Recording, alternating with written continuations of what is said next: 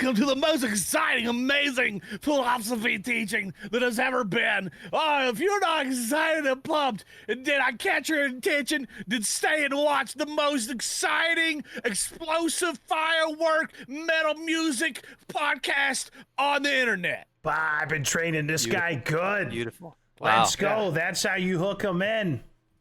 What's going on, guys? Now they're hooked. They're hooked. Leave a comment after you watch this video. Hit that subscribe button wherever you're listening to this. Spotify, Amazon, YouTube. People. Yeah, no, you've been doing a great job. People to do that. Listen, you don't get the business you don't ask for. So I have been begging for people to comment. Just leave comments. Leave comment. This one's going to be a hot one. I've actually been getting decent views on YouTube, just no comments. Like the last 3 videos I've put up, we've had 40+ views. You know what? Which, I mean, for something that's only been out for 2 months, it's not bad. It's because we have our all-star guest back. Oh, that's true. Placebo. We're back. Oh, it's absolutely not. I mean, everybody The knows. doctor of Marxonomics is here, ladies and gentlemen. Oh, yeah, we're careful. But anyway, a fan of socialism and communism. No, I love it. God, He don't loves do that work to him. camps and children workers. Don't do that to him. He doesn't work I for have Nike. a Bernie Sanders calendar that I stare at. He's sitting in a chair with a mask on, and they've superimposed him everywhere. That I famous dream meme of of giving him. him that $5 he keeps asking for. Every time he asks for it, I get really hard. For his 4th house. Yeah, the poor That's guy. why you need the pay raise at your current employment, Yes, so that you can give more money to Bernie. Exactly. Guy makes $100,000 a year in the Senate. He's worth $82 million. Where'd that come from? I mean, I do so, like, no joke. I've thought about, like, if I ever just gave up on what I think are like super important, like foundational principles to me, and I'm just start chasing money, politics. You'd go politics, and then just sell out and make all the money.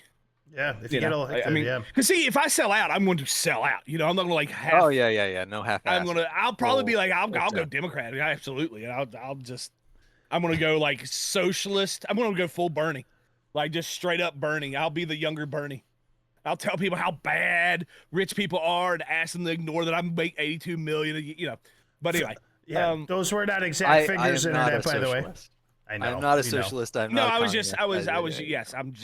But they don't know that. Whoever is out there, that's true. Nobody. Well, we are messing around. I simply thought that we were a bit cruel to Marx the other day.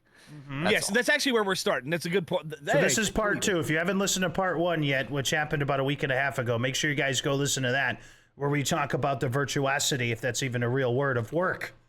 And it ended with Marx. We got heated, we got hot, everything was crazy, and then we had to go. But we decided, because our audience deserved a part 2, Placebo was ready to rock and roll, Preach was ready to rock and roll. I'm going to give these two the floor and let them start off. Go ahead, guys. Go ahead, Preach. Yes, I know you had some stuff prepared. Yes, my plan here is that I'm going to quickly cover, just to give like what I felt was some kind of groundwork, because I couldn't tell exactly where we were headed at the end. So I think Placebo is going to take it more of Marx toward how he felt towards work specifically.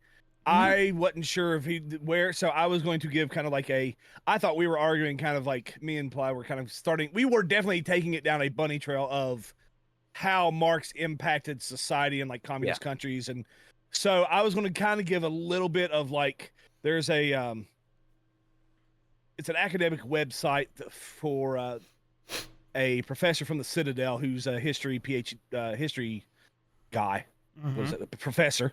And anyway, he just did a quick, like, he cited all his sources, and it was really not, he listed a lot more that I could go and look at, and I did, but I'm just kind of he gave a good summary that also, like he had kind of like, here's my longer version, here's my summarized version. I'm going to read from the summary because it hit up most of the highlights, and it makes it easier for me. So anyway, I'm going to present my information first, and then I'm going to completely submit the floor to Placebo, and then we will debate and talk about whatever comes up. So I guess one of the things is you got to almost understand who Marx was like as a person a little bit. Karl Marx, for everybody, by the way, the Karl famous philosopher. Marxism. Yeah. And there's something very interesting I'll give Um, credit here. I do not know him as a person. I only know the little bit that I've read of his works. I have no idea as a person who he was. So by all means. so, for one, there is a historian, Paul Johnson, who writes about Marx some in his book Intellectuals, which was published in 1988. And in this, there's an interesting little tidbit about how Marx treated his own family to kind of, he's painting up a picture of kind of the morality of the man, I guess is what Sure. he's trying to Yeah. do, right? Yeah. So Marx fucked the maid. I'm summarizing it here Oh, quickly. like Arnold. Well, Refused to admit it. Like Arnold. Would not allow the child to visit while the maid was still working, because the maid still worked, and he banged her in the house. had a child with the maid. Yes, Like had a child Arnold. with the maid. Made His Ingalls, Frederick Ingalls, his friend and co-conspirator, and basically the guy who, or not co-conspirator, I keep saying it's conspirator, co-author and co-whatever, his basically right-hand man through all of his works and projects and all that stuff. He made Frederick Ingalls lie and say it was his kid. And Ingalls only on his deathbed, or as it wasn't actually on his deathbed, but like as he was dying, when he Nearing found it. out he was going to die, he wrote a letter to Karl Marx's daughters and family saying, "This is what I wanted to tell you guys for a long time." And basically, he said, "That kid was not mine. It was actually the maid's and Carl's. You have a sister. I mean, you have a brother." Basically, is what he wrote. It was like, Okay. I lied about it, and so anyway. That's kind of a, that's a little bit sleazy, right? To bang the maid Agreed. and then Agreed. completely, like, you don't even let the child. Oh, and the child always could only come in, even when he could visit. He couldn't visit when the family was there, and he had to come in the back door. And it was like almost like a pet. It was really weird. Agreed. Sleazy. Yeah, sleazy, exactly. Then here's a great then he presented a letter that Marx wrote to Frederick Ingalls on July 30th, 1862. And here's a direct quote of what Marx wrote about another fellow communist whose last name was LaSalle, I believe, Lassale. Okay. LLE. So here's it is in full quote. The Jewish N-word LaSalle fortunately departs at the end of the week. It is now absolutely clear to me that he has both the shape of his head, by the shape of his head and his hair texture shows that he descends from the Negroes who joined Moses' flight from Egypt, unless his mother or grandmother on the paternal side hybridized with an N-word. Now, this combination of Germanness and Jewishness with primarily Negro substance creates a strange product. The pushiness of the fellow is also N-word-like. So this is That how sounds he like a new describes Kanye his- West album. Well, yeah, I've never heard this terminology. An inward. yeah, Does like it- the N-bomb, Nigger. Okay, I've never heard that word for it. Gotcha. I was just the N-word, like the Gotcha. capital dash word. So every time I said that, N-word. yes, Oh, N-word. I thought it was like inward, like looking inward. Oh, inward. No, not inward. No, I got N dash word. So every time I said, because I just can't, I don't want to. I mean, Nope. Loud and clear YouTube now. would ban our video if I actually said Loud the and wrong clear word. now. Gotcha. Yes. So So he's a skunk. yeah, that was 3 times. So it was, this is how he talked about the people who he was working with, and technically, like his supposedly supported friends. Right. Blah blah blah. Let's see, Marx's Jewish mind. Oh yeah, and he blamed. I mean, he was another person who just blamed the Jews for everything, right? Sounded like it in that. Yeah. Well, I mean, there's another where I'm not going to read the whole quote, but it was the same thing. He was just like, Sure. "What do Jews love? Money. Their god is money, and they're jealous of it, and blah blah blah." And he went on this whole like Ludicrous rants. Yeah, yeah. aggressive, angry, Yeah. racist rant. And then he presented what some of his well, it was actually a different group of communists who wanted to work with Marx because they thought they read his like more philosophical work and they thought, oh, this guy's brilliant. I want to work with him.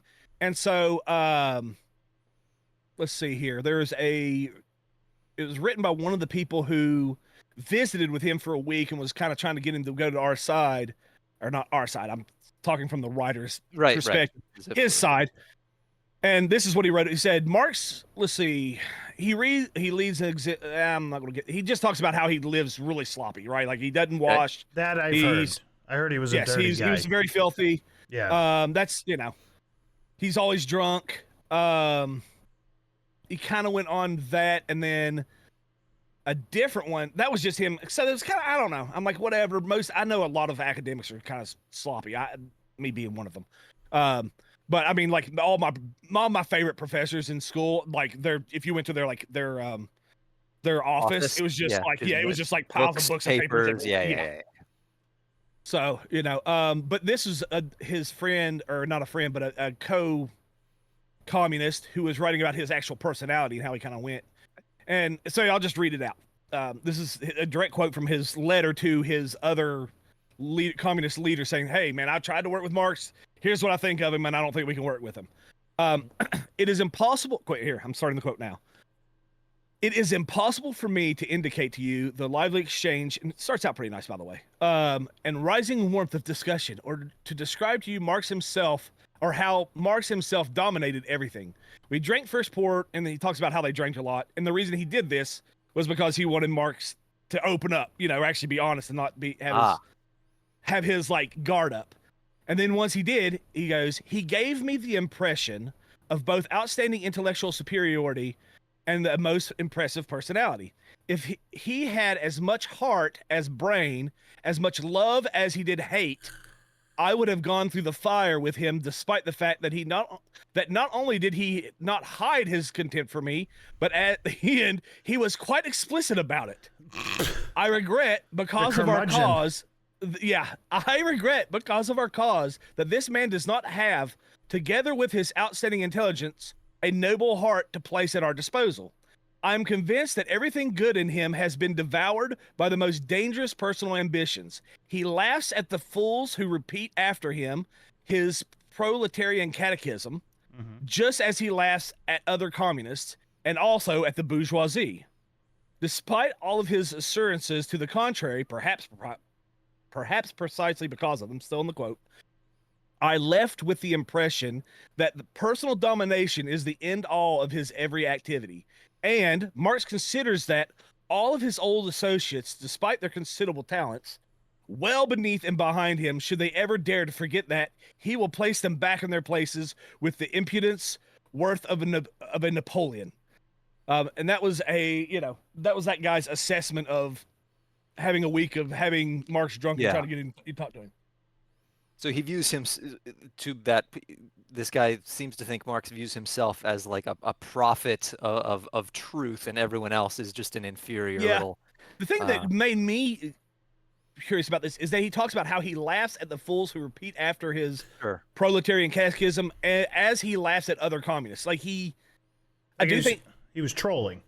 Yeah, almost like, yes, he couldn't believe people followed what he said as, yes. He was like, that reminds me making them dance how I want them to. That reminds me of L. Ron Hubbard. You remember L. Ron Hubbard, who invented Scientology, just close to his deathbed. He basically admitted he made the whole thing up, and he said, if you want to get rich, create a religion. And so people to this day, the 50 or so Hollywood stars who are still Scientologists, follow his book on this whole level up and UFOs and whatever else is going on in that thing. He admitted, I made the whole thing up. I made millions of dollars off of it. See you guys, I'm out of here. So it sounds like Marx was kind of on the same, hey man, these guys are chewing this shit up. I'm going to keep giving them the red meat and I'm going to keep the bank. Yeah. Which it certainly does sound like a very anti-communist thing to do, by the way. That's kind of the reverse, is sell them the T-shirt, no matter what the T-shirt says. It's Brian Bosworth, baby. Well, I mean, I always remember people talking about how the actual Marx owned like the statue or whatever the thing for his like to honor him, right? Like in wherever his hometown was or whatever that you go. It's probably like Yale. The communists go and it's somewhere. I'm Europe, joking. But you go. But anyway, you have to. They charge you to go visit it. right? Like it's not Really? Okay. you can't even Yeah. look at you can't even go visit his statue Yeah, for in free. charge. They make money off of you, which is funny. I always That is remember, hilarious. That is really it's like the most capitalistic thing. yes. Yes. The irony does not In escape honor us. of Yeah, in yeah. honor Yeah. of Marx, we will do capitalism. Yeah, that's But funny. also he wrote a plan of action Okay. and it's called for the Central Committee of the Communist League in March of 1850. And I'll just read a bit of it. Let's see. He states let's see. I mean, there's some stuff that's basic communism stuff, right? Like his goal was to overthrow the privileged classes. That's not a big deal.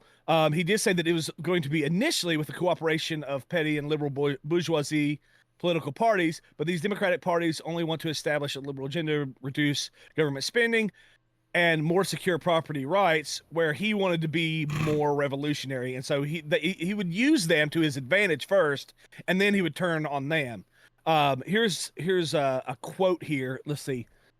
It is in our interest and our task to make the revolution permanent until all the more or less property classes have been driven from their ruling positions, until the proletariat has conquered state power, until the association of proletarians has progressed sufficiently far, not only in one country but in all the leading countries of the world. Our concern cannot simply be to modify private property, but to abolish it completely.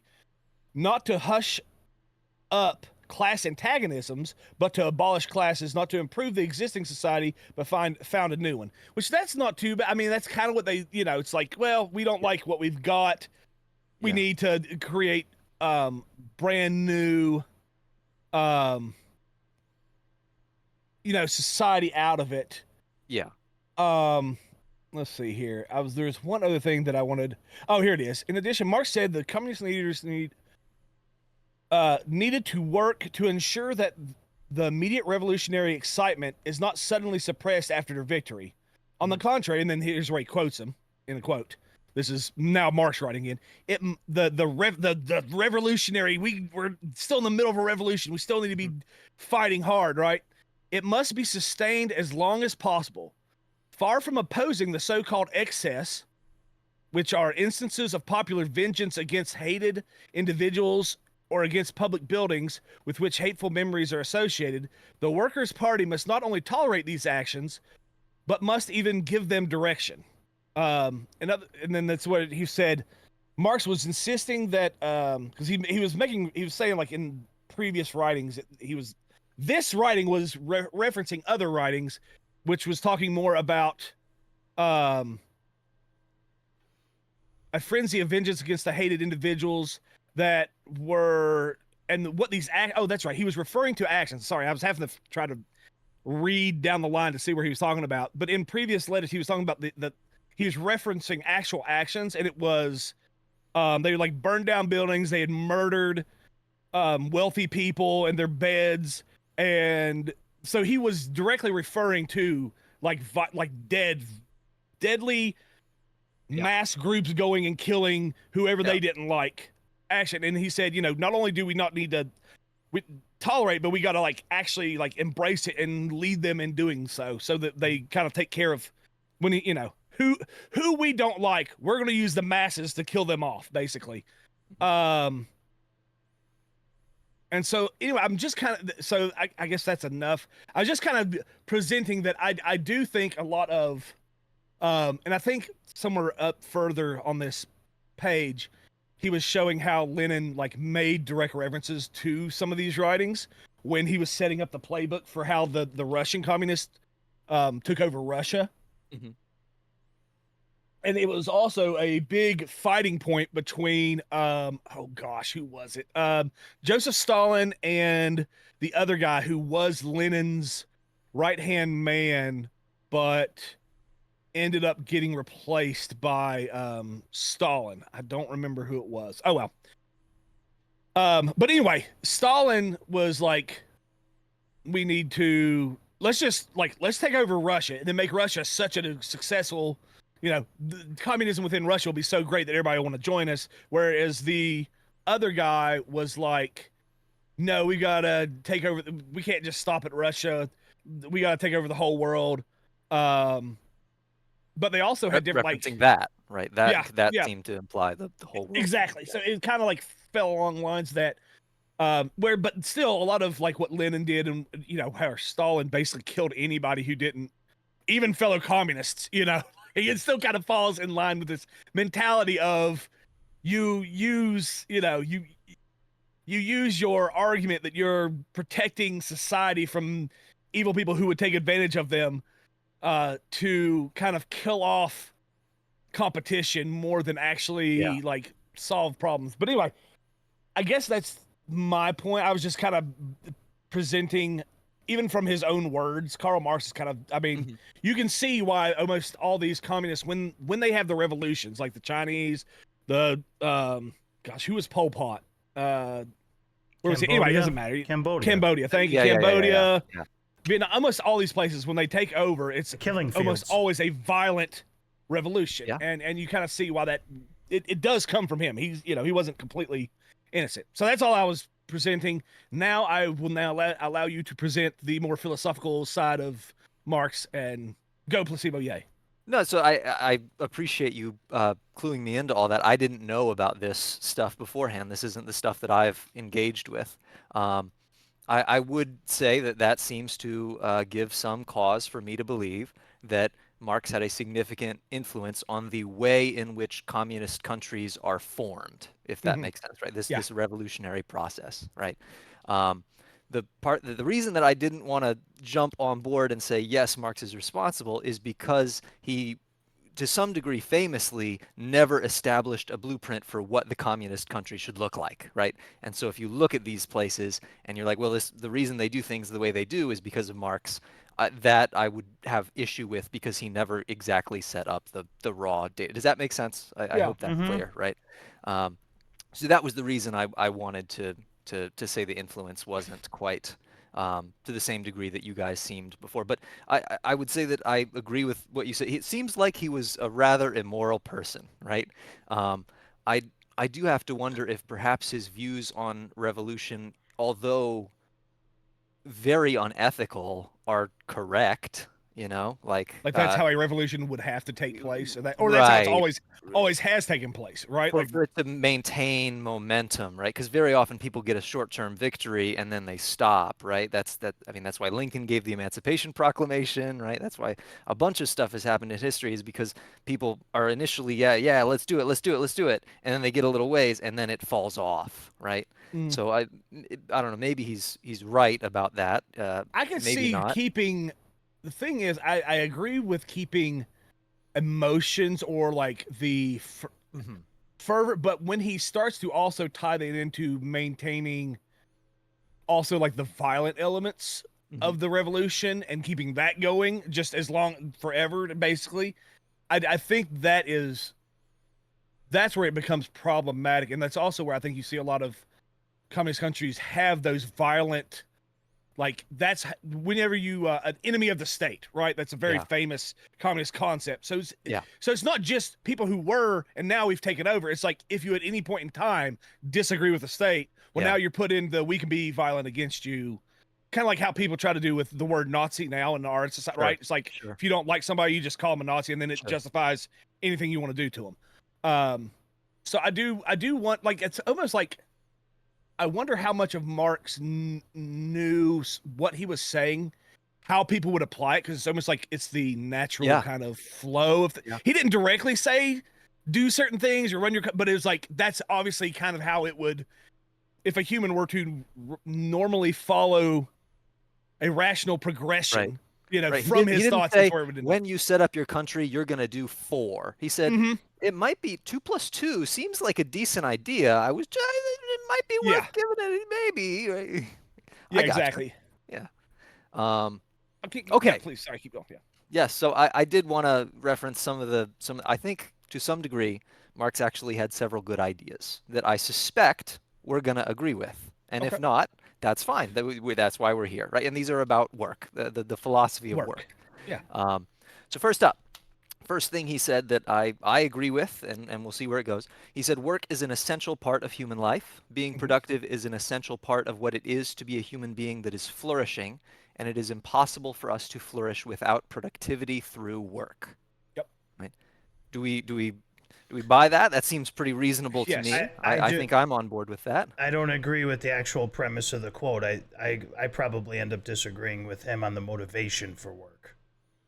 Really. The motivation. So is it possible to be a flourishing human being without working? Is I suppose No, the question. the actual statement that you're saying. I'm just saying to to to motivate human beings to be productive and to work. I think is because human beings, I think, want to level up. They want to rise. They want to feel productive, pursue things. I think the actual quote you just said is applicable and correct. Let me. You keep doing this. Is something I have noticed you doing, and I disagree with you on this. I think you keep putting leveling up with motivation, and there are two different things. Like I think some people are production is not the same thing as leveling up. So you don't always have to rise in status, rise in wealth. I'm not just to talking be about productive. money. I'm talking about okay, whatever so they're pursuing. Okay, so Other because areas. I agree, To me, when people I think want of to Marx, accomplish I think something. everybody's Yes. on the same level. Every employee I've ever met in my life, if they feel like it's a dead end job or something they don't want to do, they're less productive. Yeah, If there's a path for them to go, whether that's money, success, fame, your kids have better meals at night, whatever your Yeah. motivation Yeah. is, and it's something that you love, generally will help too. I'm just saying, I think Marx looked at it from a we're all lemmings type of viewpoint. Whereas I'm saying the individualism is where I'm trying to inject the individualism into it a little So bit let me to say, because this is what I think- my course right now is looking at is in from the Christian perspective, and it's saying you should be trying to do something as what you're supposed to do as a human to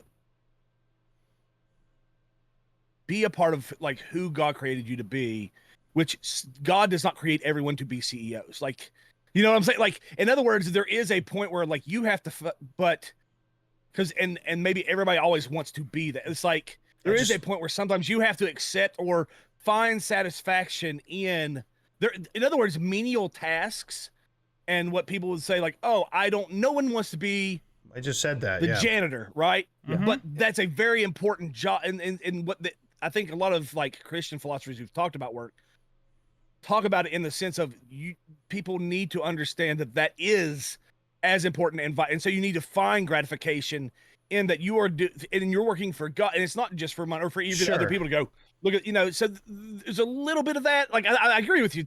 I'm not completely disagreeing. I think that may have been also part of what Marx is getting at a little bit, is that like even lemming-esque work can have like glory to it in a sense. I don't think that he viewed us as lemmings, right? I think quite the opposite. I think his goal was the advancement of the individual in what they want to pursue and what they want to do. Yeah, because don't communists usually say like you could be a farmer in the morning and an artist at night? Yeah, and then that's exactly the quote. That's exactly the quote from it. Yeah. So I don't think he viewed us as. I think he viewed us in attempt to pursue what we might be interested in and sort of individually decide. But that's a point that I will get to. I promise. Okay. Right? Okay. Sorry. Yeah. Okay. Second point that I think that we will agree with. It's called historical materialism for him. It is the view that societies succeed based off of how well they maximize and enable human production. So if you have two societies, one of which that enables it to produce 400 cars and one which enables it to produce 200 cars, the 400 cars are going to do better in the long run, right? That society is going to succeed more if it simply produces more resources than another, right? Because scarcity really is a serious enemy, right? That really is so if you have a society that limits scarcity by creating more goods, that's going to do better than a society that unfortunately advances scarcity by wasting some opportunity cost, producing only a little bit. Does that make sense? It makes it. Let me ask you a question though. I think there's a balance there because it's like with AI coming in and stuff, and computers. I worry that mankind is going to lose a sense of actual purpose and worth to what they're doing. If everything, it could be higher production Yeah. as a society, but at But some lower point in human time when we production. aren't doing it and we're just sitting Yeah. around and we can't, and it's like you kind of see this in Hollywood, right? Like they find a cause or they over exaggerate a cause because their lives are so, it's so easy. And so they have all the money they want. And so they have to find a struggle. And a lot of times they will create a struggle that doesn't even exist, right? Like, oh, this group is really Yeah. bad against this, and it's not actually there or whatever. I do wonder if there is a point where you can get, it's like you want maximize production without reducing man's part to play, where they feel like Sure. the person is actually an important part of it. Because if at some point in time if you're just a floating whatever, I feel like it is part of who we are as human beings to have like not a struggle as in like, oh, I'm miserable to do this, but a striving towards something, trying to become better, get better, do something more that actually is like meaningful. Do you think I there's would a I limit would tend to to production to human So I engagement? I actually don't. I think Marx is right about this. I think that we should pump up and have just as many resources as we can possibly have.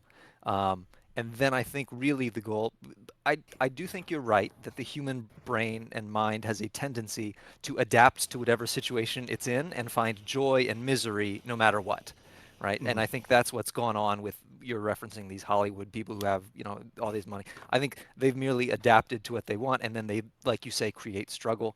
But I think that the human mind would be doing the same thing, just with less resources. And I Gotcha. guess if I envision the two options, I would rather have the more resources. Yeah. Yeah. You'd Better rather to be have the money spoiled than not have 16-year-old. money. Yeah, who's like, oh my god, my dad bought me a Jaguar and I wanted a Mercedes or whatever. Yes. Right? Like you'd rather Yes. be Yeah. that than the one who's like, oh, I've got to ride a bike to work or something. I get you. Exactly. Um, I would say on its face, the quote as taken as black and white is correct. On Yeah. its yep. face, Yep. I would say I'd rather have a country that produces 200 quality cars where the wheels don't fall off than I see. 400 Yes. shit I see. boxes. So, yeah, the Russians and the Chinese make things, but a lot of times the Chinese make shit. I So, think you're absolutely nailing that, right? Like this is so where Marx goes off the rails is when he says, well, communism is the yeah, country, if the I'm economic system that would produce the most. It's if like I'm fighting you're you insane. and I got 200 tanks that don't fall apart and you got 400 Yeah. tanks that get Yes. 20 miles less per gallon and break down all the time, I'm going to kick your ass in war. Agreed. So that's what so on its face, absolutely, he's correct Yeah. So as black quality and over white. quality is a quality versus quantity. But as discussion, yeah. as you quote him, if we listen to that and not know that it's him or a philosophy attached to him, he is correct.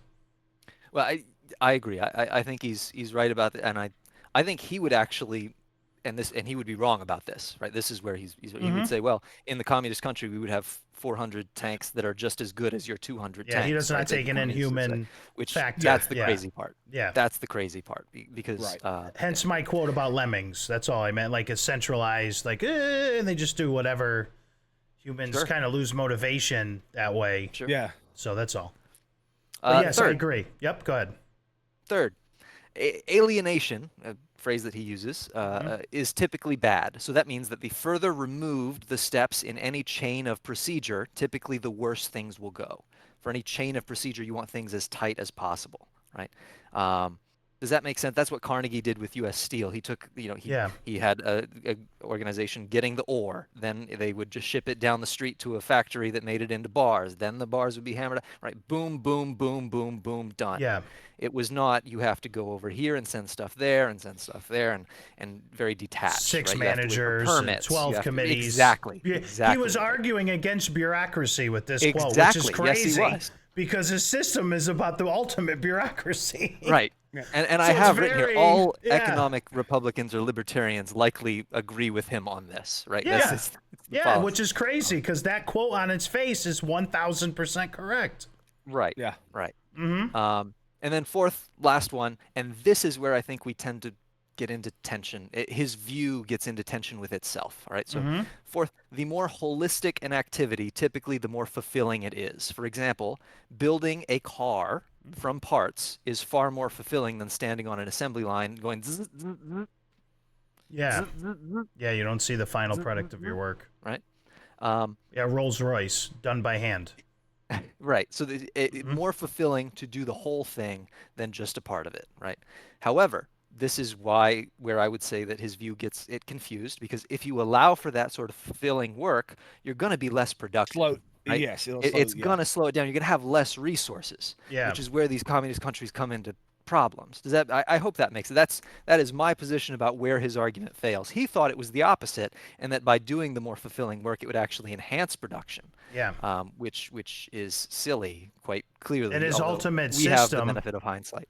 his ultimate system of where he wanted it to kind of go, as we understand it, to a centralized unit of power, gets rid of the wholesome. It's not motivational to the wholesome at all, as I'm trying to say. Where if you're making everybody do certain things, I mean, when I think of communism, I think somebody walks into a room, sits down, takes a test. They look at them and go, well, you're going to be a farmer. Get out of here. Yeah. Next one, take your test. Well, we actually need doctors, so you're going this way. And then, so that's what I think of when I think of a pure communist. That's how I've always wondered. That's why I feel like the holistic goes away. The whole, you know what I mean, of the feeling, the whole thing, because you're not doing what you generally love to do. Well, there's a practical element to this, in that for society to maintain, you have to reach certain levels. Like for everybody to have food, everybody has to work at a certain level, right? So if you have one person who doesn't fulfill that, it kind of breaks down. And so the farmer has to work 16 hours now, and he can't work just in the morning and then be an artist. He has to work the whole time as a farmer, because if he doesn't, then everybody doesn't get food. Like there's an element where that's, I think, where some of it falls apart, because it's like, yeah, in almost every communist country, or even socialist countries, right? There is no, like, art almost dies out. Like even in China, right? 90% of the stuff they create that's art is actually ripped off from more democratic. Like for the longest time, China just stole American stuff, right? Like their video games used to always emulate a Western, the U.S. or Europe or something would come out with a video game, and then you'd see a year later a Chinese version for their country that was almost identical to it, but had, and you see that is almost like their creativity was more about production than it was and that's because you just don't have the time to. You don't have the, and I think I remember someone saying this, and saying that one of the most unique things about the United States was the ability for someone to fail. It didn't ruin you were allowed to try things and fail and do that multiple times until you got something right or got something big. It was the ability to fail and it not crash the whole system or crash your life. Whereas that doesn't exist in a lot of these other countries, where if you fail, you're done. Like it's just over. Mm-hmm.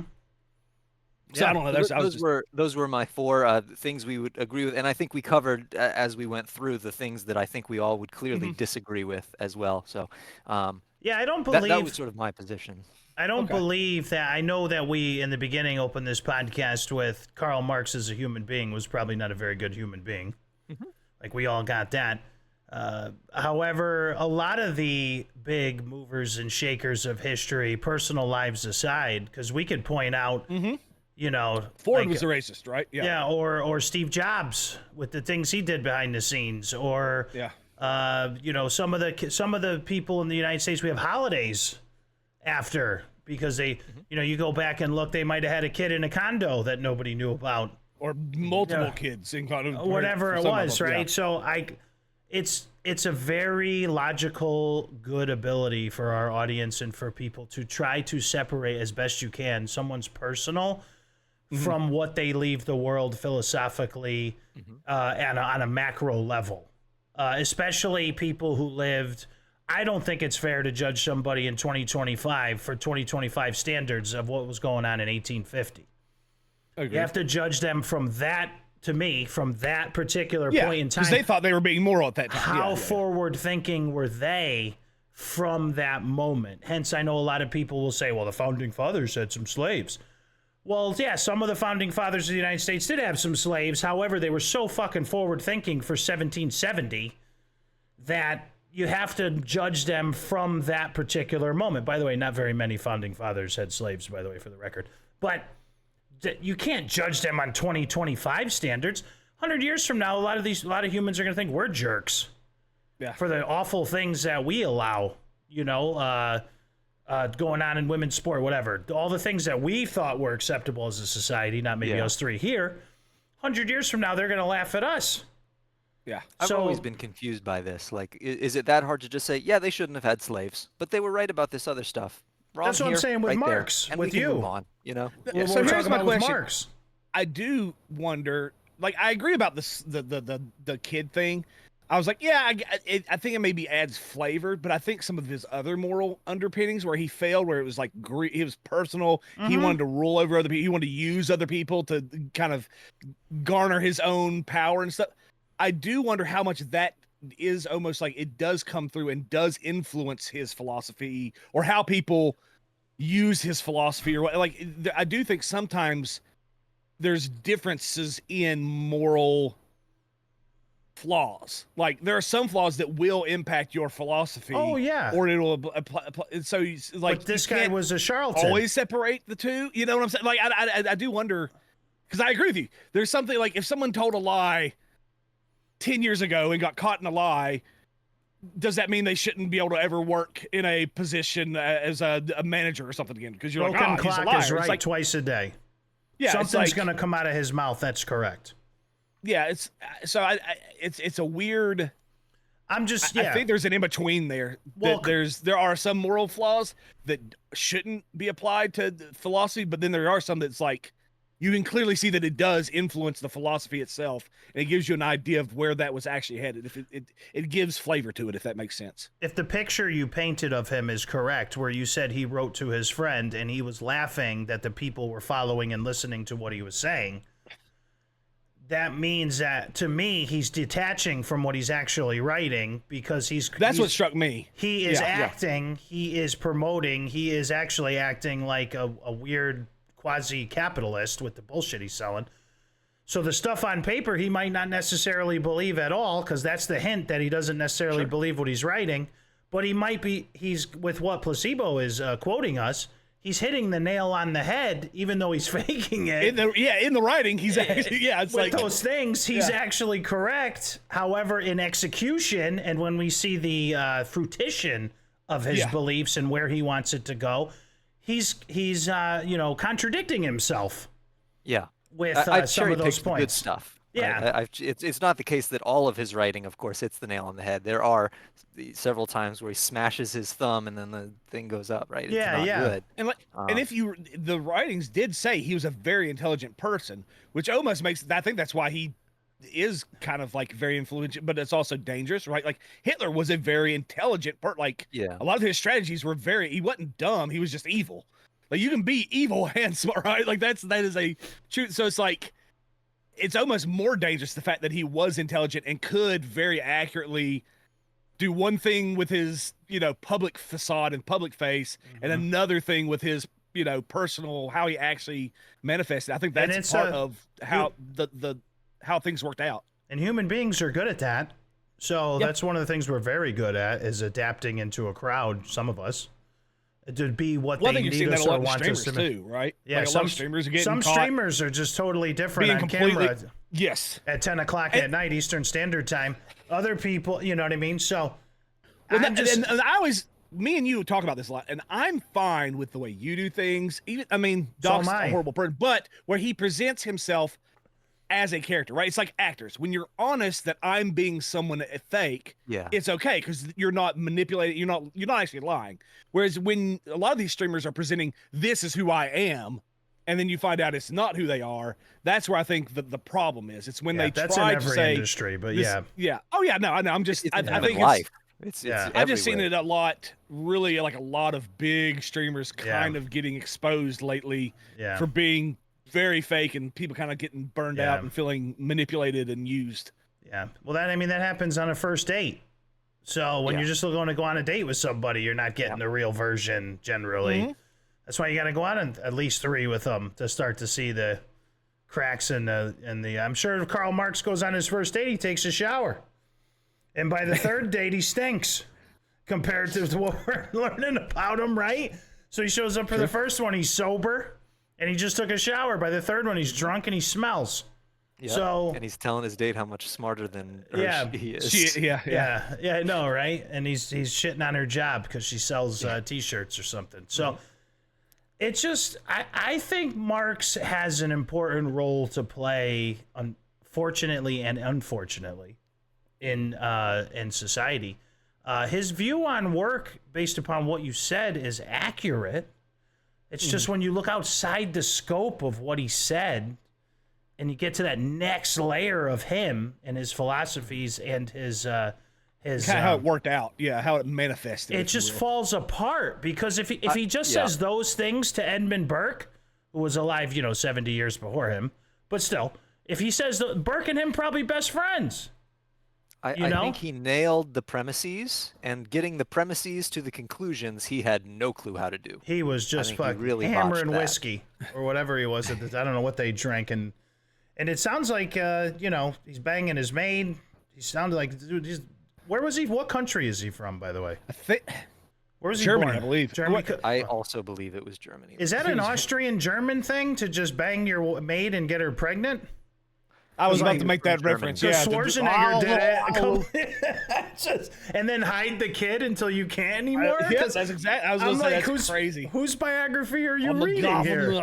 have the babies I and don't. the I tell you, I names. just Marx The did it, so worst I do it. accent. Great, Arnold. What are you talking about? Yeah. No, it wasn't just. My tonsils, swallow my tonsils. Oh man, Copenhagen, give these people air. Yeah, that's much better. That's Thank you. much better. Thank you. No, but it's funny. Yes, if you're trying to do, but if you're trying to mock the man, you don't give him a good idea. Okay, fair enough. I can Stop see- acting like a girly man. Yeah. So, anyway, I digress. But so, yeah, correct. He's correct on work at his foundational level when he's talking about it. Just, yeah, you're right. His execution was like, what the fuck were you thinking? Like, if he wasn't even, he's probably just free flow right in to get the crowd to react the next week, to keep coming back to his show or whatever he was doing, like to keep his audience, So it's kind of like when they wrote Lost. The first season of Lost was like amazing. And they asked all these questions, and the premises were great, and everything was. But by the fifth season, they were like, "Fuck, we didn't know this was going to go 5 seasons.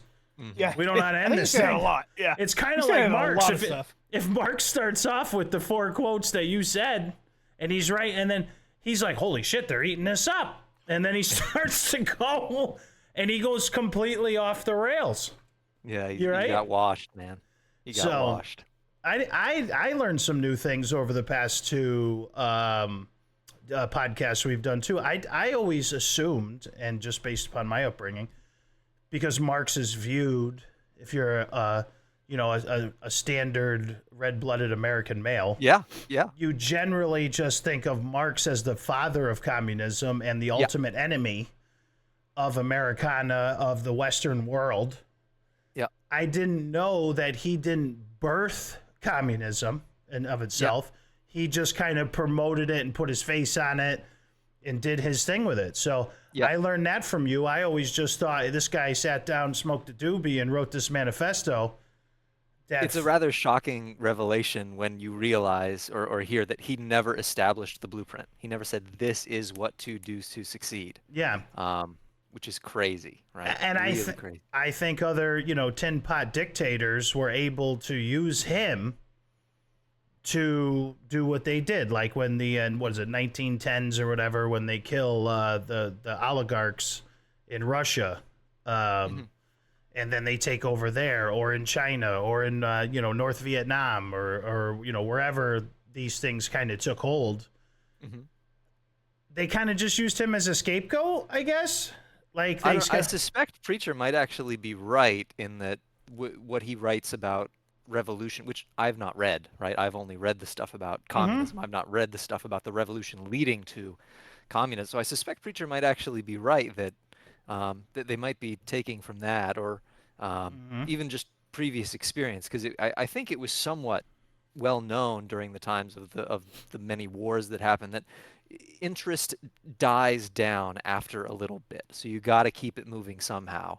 And I guess Marx was the one to say, well, unfortunately, the way to do that, or maybe to him, not unfortunately, but to me, unfortunately, the way to do that is violent, so on. Well, when I was listening to him talk about it, I was thinking, I don't even think communism necessarily is, they don't own revolutions. No. I mean, every societal upheaval that I can think of, the French Revolution, which is kind of the socialist pop, right? Yeah. The American Revolution, which is the individualist pop, they all had to have a violent sort I of. got to give it to us, though. As far as the violent revolutions, I think ours was not like the others. You know, I think the U.S. Revolution, in some way, was different and better to some degree. I don't Of know course it how was. to, It was but moral, too. it strikes me as It more freed a ethical. lot of people and made the world a much better place. I will argue that till the day I die. That if the Yeah, world no, does I not agree. have. I was just talking about this with somebody the other day about capitalism, and I said capitalism in of itself has decreased world hunger and raised standard of living all over the world just from existing.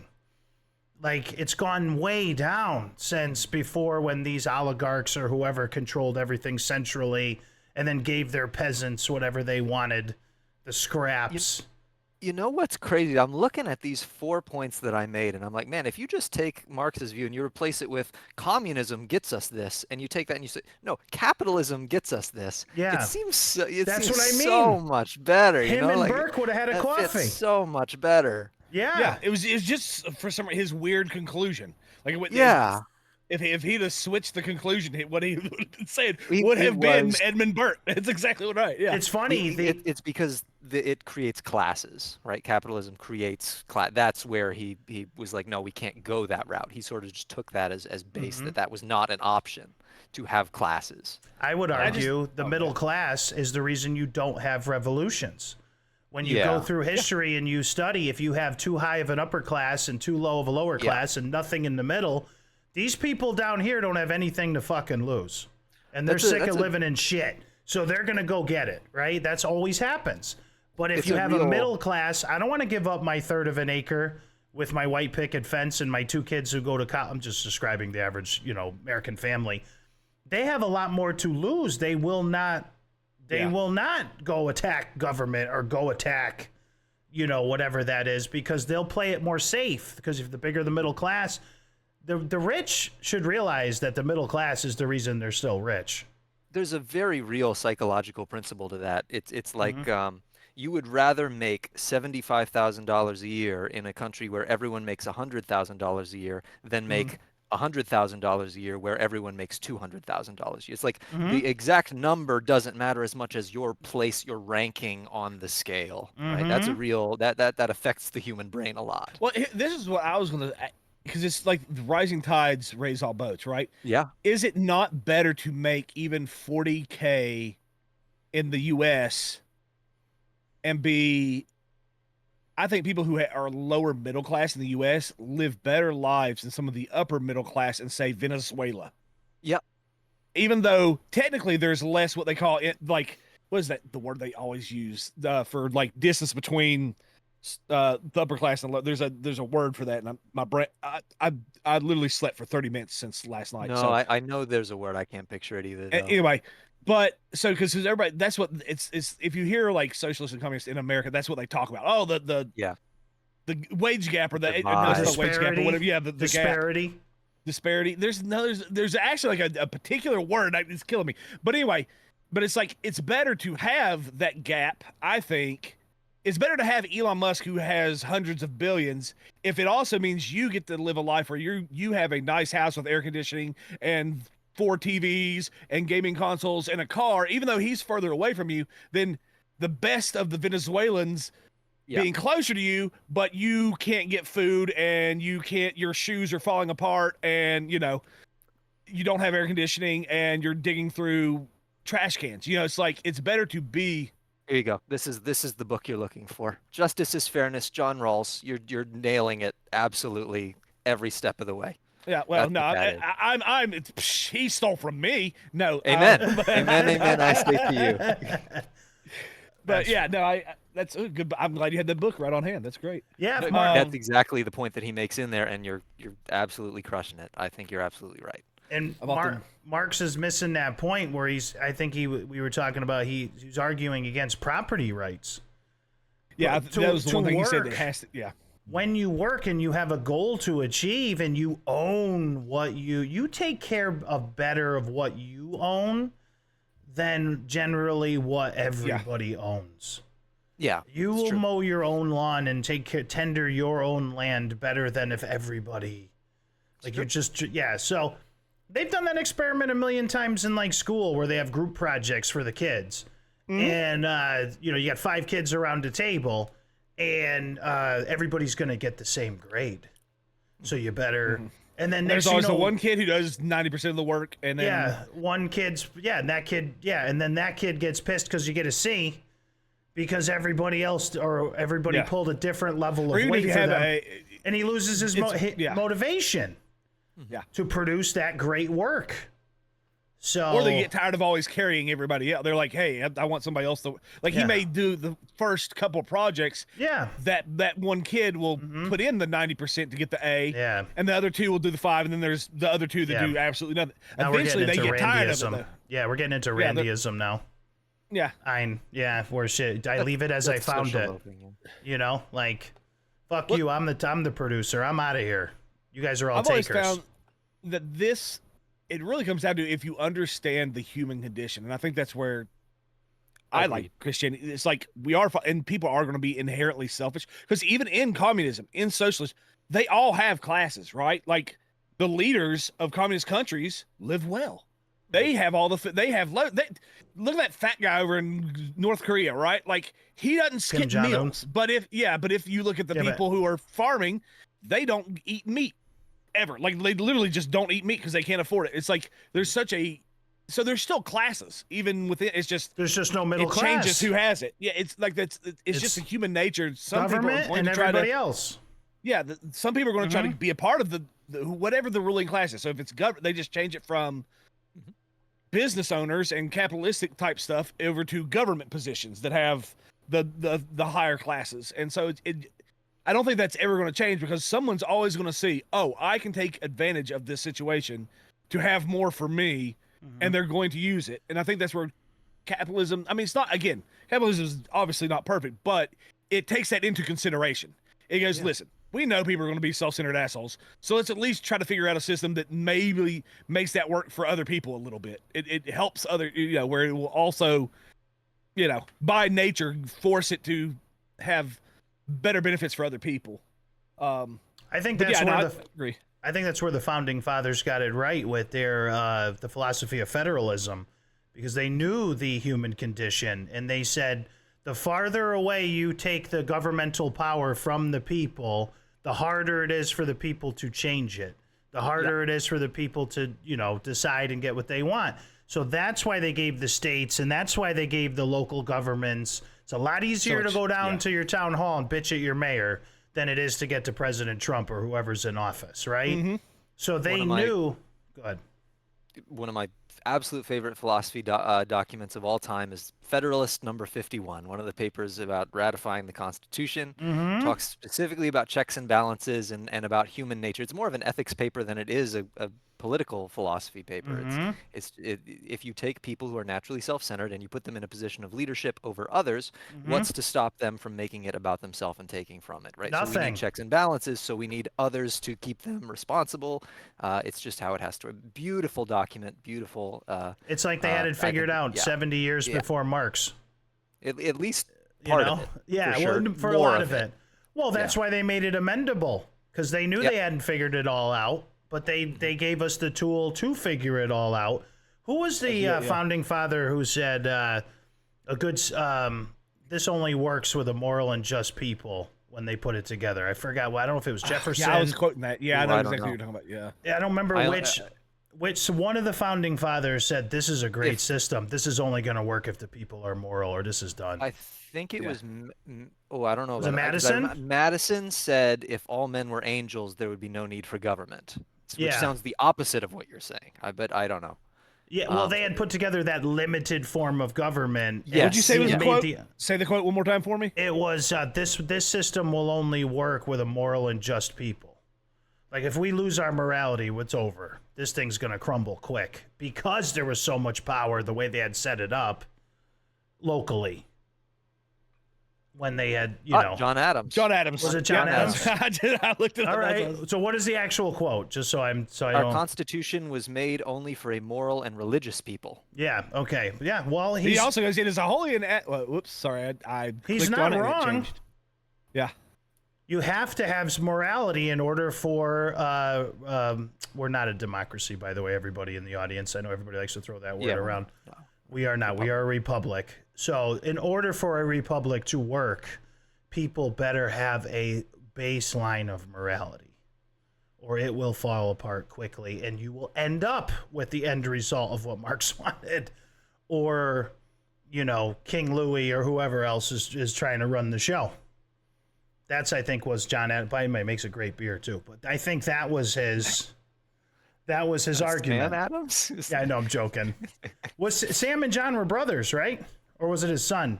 Were they? I don't know. I thought they were just convenient. I think John Quincy Adams was his son. Okay. I think there were just two Adamses that were around at the same time. I know a couple of Adams were related and became presidents.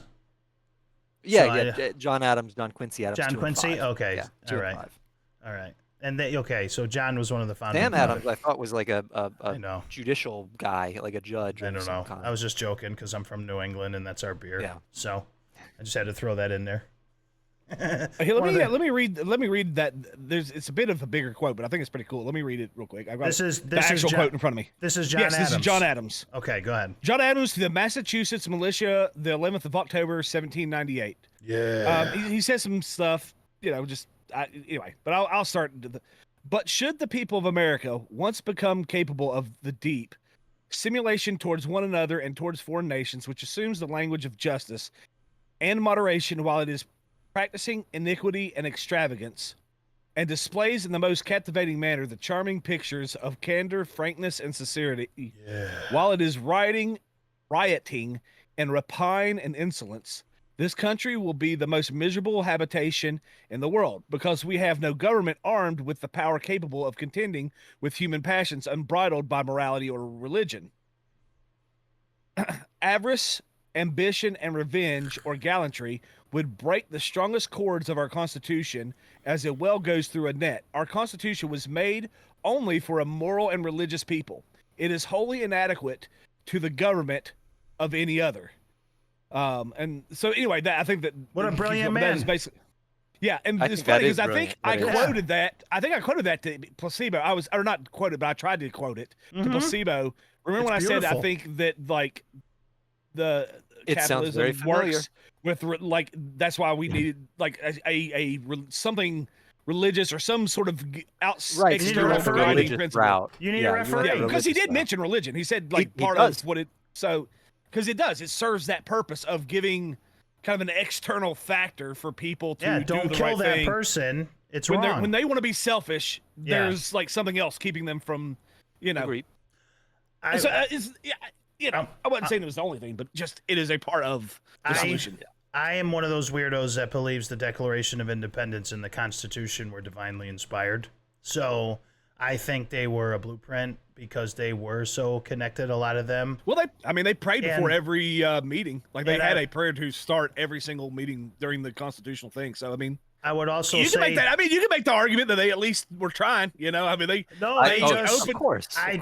And I would also say that those documents set forth in history, the philosophies in those documents, like Federalist 51, and the other things we talked about, were so righteous in their goals that it only took another 60 years for us to spit out slavery, too, because we were like, this doesn't work with our system. And Americans are so badass, we had to kill 350,000 of each other to end it. But we were like, F this. This doesn't even correlate with what we set this place up to be. Mm-hmm. And as an entire nation, did our best to right the wrong there. So I think those are in such diametrically opposed positions, those philosophical conclusions to Marx's philosophical conclusions to me. Which is why I was shocked to find when you talked about Marx not being the be-all, end-all, like he sat down and created communism, and he was like he's the face of it. He's the Apple logo to communism. He's the concept of communism or Marxism or socialism. has been around even from the Greeks debated some of that's what I'm these saying. concepts of like, I should didn't know everybody this. be exactly on the same level, or should there be that? That's always been a debate for thousands of years. It's the same concept. It's just kind of changed, terminology or name, Sure, and both have. it got clarified a little bit and tweaked a little bit here or there. But Mm-hmm. like the core concept of how do we handle people ruling other people, how do we applying rules to society, how do we handle that, how do we handle work, because in reality, most people would, you look at the Bible, right? It talks about this the slob, or the God, what's the word I'm looking for? But anyway, I'll just say the slob for the sake of The sloth? yeah, the person who doesn't work, right? Like it talked about people who does not work shall not eat, and this was back in Old Testament, so we're talking thousands of years in the BC. Mm-hmm. There were people who didn't want to work but still wanted to have the value, and so there was always a time where it the value of what you're doing with your life and why you're doing it and how you do it was always a point of contention and debate and discourse. Mm-hmm. Just historically, it's always been around. Like it just changes. Someone decided to put their name to it and be like, this is the title that I want to apply to it. Codify it. Yeah. Exactly. You codify what other people have already. And John Adams' words and his beliefs and his core beliefs in the center of that quote that you just read us, that was inherent in a lot of Americans, and which was great. And that is what allowed us we can argue now of whether it's still, applicable. Yeah. But however, up until Fort Sumter, these things festered, and some people try to use the Bible for nefarious means. However, the Bible is not written where skin color matters. The Bible is not, God created all of us, right? According to the Bible. We are all his creation, which means we need to take care of everybody here. Everybody needs to be free on that level and everything else. So I think those core writings from John Adams lead to those beliefs, not just his writing, but lead to us spitting out slavery, spitting out a lot of those things, and trying to put ourselves on the right path where, equality and justice for all. Mm-hmm. Not equity, equality. There's a difference. So, you know what I mean? So, and that's where my belief that Marx was the ultimate bad guy comes into play, because I was raised in the 80s during the Cold War, Rambo, everything else. And so I always just thought, well, he clearly was not a great guy. No, he's not a hero at all. Today. I just didn't realize he's not quite the supervillain even he fucking thought he was. That there are bigger supervillains out there that we should be focused on, and he's just kind of like to roll a joint and try to get through Columbia University for 4 years with a worthless piece of paper, philosopher that he is. He gave the actual really bad people the ammunition they needed to be actually bad people, but he himself was not the one enacting the actual He wasn't bad Tom Brady. I'm more inclined to agree with that than the statement from the other day. I think that's... Wow, it only took us 46 minutes to fix the final two sentences of the last podcast. And we made it right to an hour plus, too. I think we crushed it, man. Yeah, we did crush it. We still all agree that he's probably not the one you'd want babysitting your kids.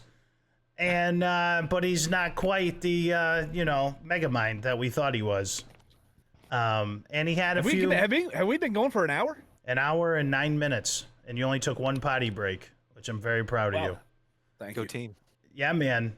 Well, listen, I'm going to wrap this up. Ladies and gentlemen, thank you so much for joining us. We had a great time today. Thank you, Placebo, for joining us again. We love having you back. We hope you enjoy it. Always fun. And we'll see you all again next week. We got to talk about, when we get back here soon, Preach, maybe middle of the week, we got to talk about talk about evil capitalism. Let's talk about Nintendo Switch 2 and what they're about to do to the gaming industry. Ladies and gentlemen, thank you so much. I'm your sexy host, Ply Rock. That's my guest host, Preach. And that's my co-host, Placebo. Good night, everybody. It is mine.